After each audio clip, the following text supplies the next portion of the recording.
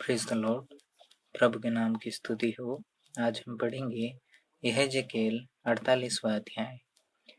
गोत्रों के भाग ये हो, उत्तर सिवाने से लगा हुआ हेतलोन के मार्ग के पास से हमात की घाटी तक, और दमिश्क के सिवाने के पास से के हसरेनान से उत्तर और हमात के पास तक एक भाग दान का हो, और उसके पूर्वी और पश्चिमी सिवाने भी हो।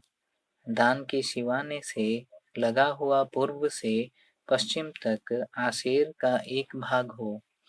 आशेर के सिवाने से लगा हुआ पूर्व से पश्चिम तक नप्ताली का एक भाग हो।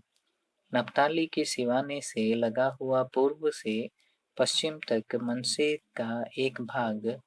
मनश्शे के सिवाने से लगा हुआ पूर्व से पश्चिम तक एप्रैम का एक भाग हो। एप्रैम के सिवाने से लगा हुआ पूर्व से पश्चिम तक रूबेन का एक भाग हो, और रूबेन के सिवाने से लगा हुआ पूर्व से पश्चिम तक यहूदा का एक भाग हो।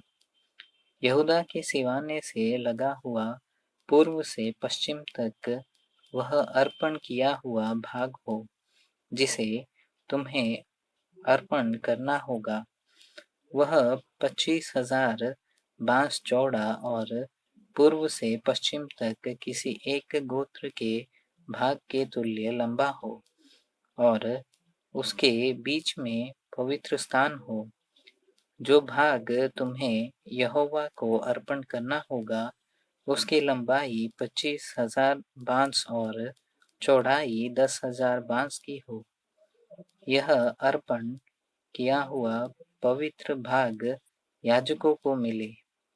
वह उत्तर और पश्चिम 25,000 बाँस लंबा, पश्चिम और 10,000 बाँस चौड़ा, पूर्व और 10,000 बाँस चौड़ा, और दक्षिण और 25,000 बाँस लंबा हो, और उसके बीचों बीच यहोवा का पवित्र स्थान हो। यह विशेष पवित्र भाग सादोक की संतान के उन याजकों का हो, जो मेरी आज्ञाओं को पालते रहे, और इस्राएलियों के भटक जाने के समय लेवियों की नाई न भटके थे।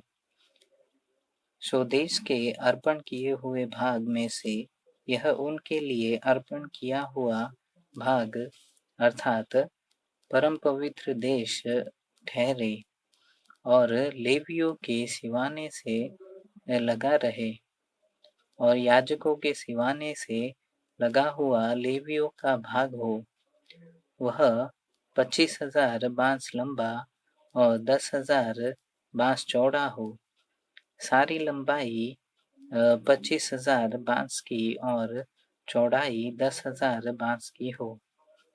वे उसमें से न तो कुछ बेचे, न दूसरी भूमि से बदले, और न भूमि की पहली उपज और किसी को भी दी जाए, क्योंकि वह यहोवा के लिए पवित्र है। और चौड़ाई के 25,000 बाँस और बाँस के सामने जो 5,000 बचा रहेगा, वह नगर और बस्ती और चराई के लिए साधारण भाग हो, और नगर उसके बीच में हो, और नगर की राह माप हो, अर्थात उत्तर, दक्षिण, पूरब और पश्चिम, और 4,500 हाथ, और नगर के पास उत्तर, दक्षिण, पूरब, पश्चिम चराई हो, जो 250 बाँस चौड़ी हो। और अर्पण किए हुए पवित्र भाग के पास की लंबाई में से जो कुछ बचे, अर्थात पूर्व और पश्चिम दोनों और 10-10 बाँस, जो अर्पण किए हुए भाग के पास हो उसकी उपज नगर में परिश्रम करने वालों के खाने के लिए हो। और इज़राइल के सारे गोत्रों में से जो नगर में परिश्रम करे वे उसकी खेती किया करे। सारा अर्पण किया हुआ भाग 25,000 बाँस लंबा और 25,000 बाँस चौड़ा हो। तुम्हारे चौकाना पवित्र भाग अर्पण करना होगा जिसमें नगर की विशेष भूमि हो, और जो भाग रह जाए वह प्रधान को मिले। पवित्र अर्पण किए हुए भाग की और नगर की विशेष भूमि की दोनों ओर अर्थात उनकी पूर्व और पश्चिम अलंगों के 25,000 बाँस की चौड़ाई के पास जो और गोत्रों के भागों के पास रहे वह प्रधान को मिले। और अर्पण किया हुआ पवित्र भाग और भवन का पवित्र स्थान उनके बीच में हो। जो प्रधान का भाग होगा वह लेवियों के बीच और नगरों की विशेष भूमि हो। प्रधान का भाग यहूदा और बिन्यामीन के सिवाने के बीच में हो।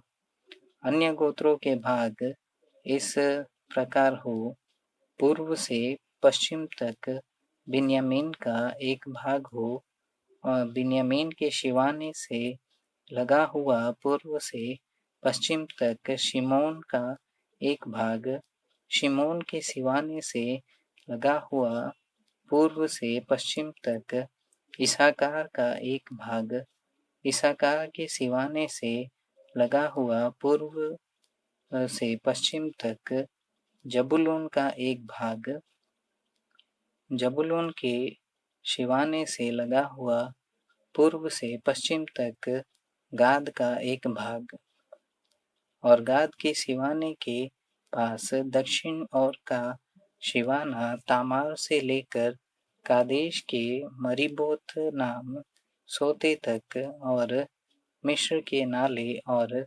महासागर तक पहुँचे। जो देश तुम्हें इज़राइल के गोत्रों को बांटना होगा वह यही है, और उनके भाग भी ये ही हैं। परमेश्वर यहोवा की यही वाणी है। नगर के निकास से हो, अर्थात उत्तर की अलंग जिसकी लंबाई 4,500 बाँस की हो, उसमें 3 फाटक हो, अर्थात एक रूबेन का फाटक, एक यहूदा का फाटक और एक लेवी का फाटक हो, क्योंकि नगर के फाटकों के नाम इज़राइल के गोत्रों के नामों पर रखने होंगे। और पूर्व की अलंग 4,500 बाँस लंबी हो और उसमें 3 फाटक हो, अर्थात एक यूसुफ का फाटक, एक बिन्यामीन का फाटक और एक दान का फाटक हो। और दक्षिण की अलंग 4,500 बाँस लंबी हो और उसमें 3 फाटक हो, अर्थात एक शिमोन का फाटक, एक इसाकार का फाटक और एक जबूलून का फाटक हो। और पश्चिम और की अलंग 4,500 बाँस लंबी हो और उसमें 3 फाटक हो, अर्थात एक गाद का फाटक, एक आशेर का फाटक और नप्ताली का फाटक हो।